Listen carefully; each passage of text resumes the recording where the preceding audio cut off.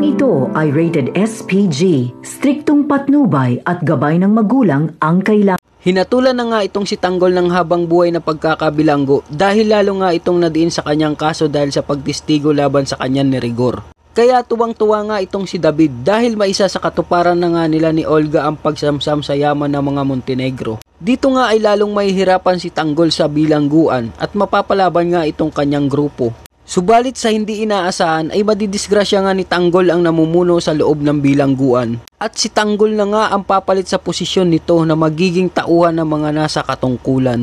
At magiging pakawala na nga itong si Tanggol para ipatumba sa kanya ang mga masasamang tao sa labas. Subalit napakaliit nga ng mundo dahil pagtatagpuin nga itong si Tanggol at Mokang. At dito nga ay magkakaharap na nga ang mag-amang Tanggol at Ramon.